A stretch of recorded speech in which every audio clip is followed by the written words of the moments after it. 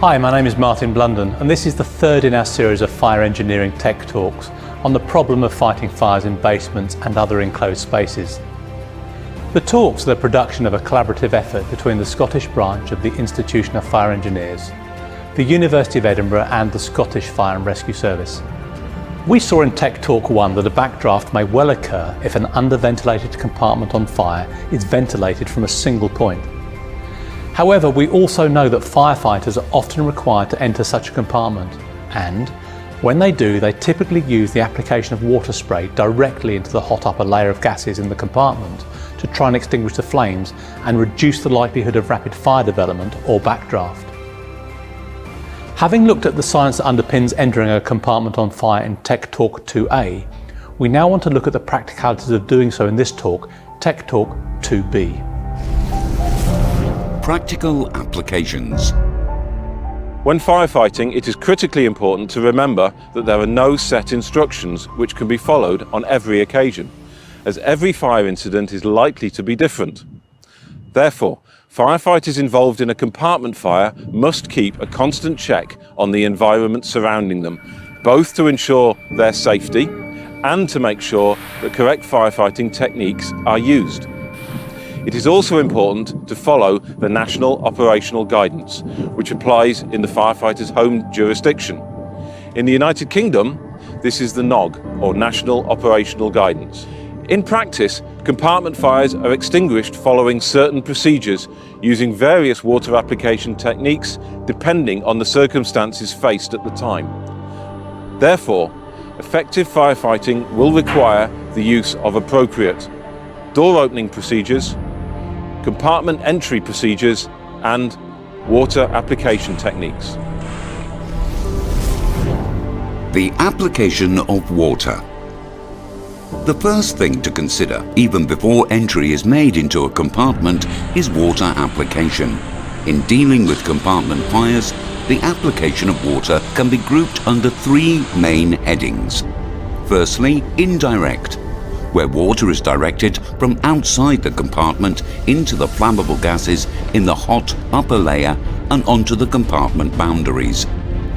Secondly, direct, where water is applied directly to the seat of the fire. And thirdly, gas cooling, which is used to control environmental conditions within a compartment fire to reduce the likelihood of flashover or backdraft. In this tech talk, we are primarily considering the gas cooling technique. This is an ongoing dynamic process that will provide a safe approach route to and from a fire in a compartment. This can be followed by a direct attack on a fire or safe egress if required. There are two different techniques used when gas cooling. 1, short pulse. 2, long pulse, generally followed by a direct attack on the fire. The purpose of the short pulse is to provide a safe zone by cooling the gases in the immediate vicinity of the firefighting team. It can also be used as a gas temperature check by aiming it into the hot upper layer directly above the firefighters and observing the effects.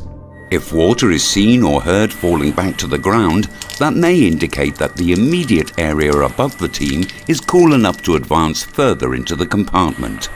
Care needs to be taken, as the water spray hitting the smoke layer can produce a wave of hot gases which travel through the room.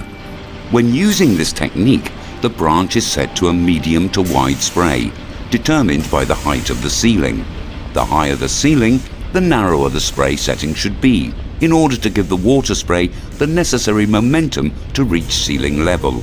This technique, when applied correctly, should both cool and dilute the flammable gases. The purpose of the long pulse is to extinguish the flaming combustion in the upper gas layer by cooling and diluting. This should allow firefighters to advance through the compartment. The branch in this technique is set to medium spray and aimed directly into the ignited upper layer of gases ahead of the firefighters. The width of the spray and how long the pulse lasts should be adjusted depending on the penetration required to reach the rear of the compartment. If the pulse is too quick, the spray will evaporate before it can travel all the way through the compartment. Therefore, the size and height of the compartment dictate the water spray cone's size. In larger or taller compartments, narrower spray cones are required, and in smaller or lower compartments, wider spray cones are necessary. The size of the room also dictates how many spray pulses are required. Many smaller compartments can be handled with 3 pulses, moving side, side and middle in an anti-whirl motion. However, in large compartments, more pulses may be required. Conversely, if the firefighting crew is making their way up a corridor, only 1 pulse may suffice.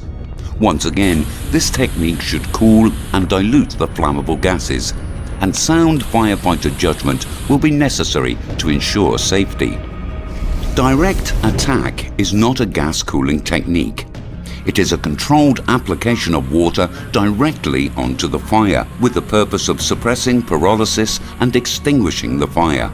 The branch is open to allow the amount of water needed to penetrate and suppress the fire, and the spray is aimed directly onto the burning material. Safe entry procedures. Before firefighters can fight a fire in a compartment, a safe entry must be obtained, and this is done by carefully following the appropriate door opening and compartment entry procedures. Door opening. The safe way to open a door into a compartment is to take the following 8 steps. Step 1. Approach the door and assess it using the 3 H's. Heat, to identify potential conditions in the compartment beyond the door. This can be assessed through touch or with a thermal imaging camera. Handle, to identify the opening mechanism, and hinges, to identify the direction of opening either towards or away from firefighters. Step 2. Make an assessment of the conditions outside the door, looking for any signs of extreme fire development, including flashover and the potential for a backdraft as described in Tech Talk 1. Step 3. Where appropriate, carry out a wet test on the door, commonly called paint and seal.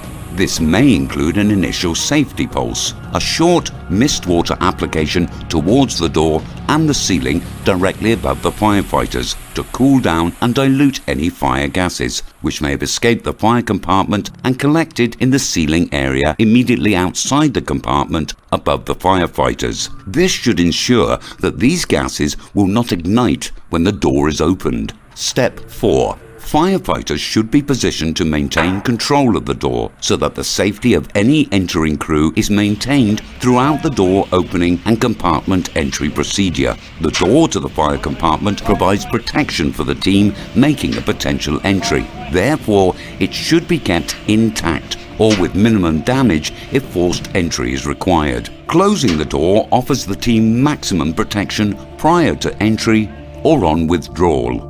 Step 5. Partially open the door, just enough to allow the firefighting branch operator to make a visual assessment of conditions inside the compartment, the rough size and layout of the compartment, and identify the location of any casualties or hazards. Step 6. Before closing the door, spray a short pulse of water directly towards the ceiling inside the compartment and observe the conditions, so that the reaction of water application can be observed and the next action can be assessed. Step 7. If conditions are deemed unsafe for entry, for example, if there are signs of flashover or backdraft, then Step 6 can be repeated as many times as necessary until the conditions are deemed suitable for entry. If conditions do not improve, alternative tactics should be considered. Step 8. If it has been confirmed that no casualties are involved, depending upon the position of the fire inside the compartment, consider extinguishing the fire by direct or indirect water application from outside the compartment. If indirect water application is to be used, long pulses from outside the compartment should be applied into the flammable gases in the hot upper layer and onto the compartment boundaries. Immediately close the door to allow the resulting steam to cool and dilute the upper gas layer, avoiding any potential backdraft and suppressing the fire. Compartment entry. Having opened the door, and if it is necessary to enter the compartment, these 3 steps should be followed. Step 1.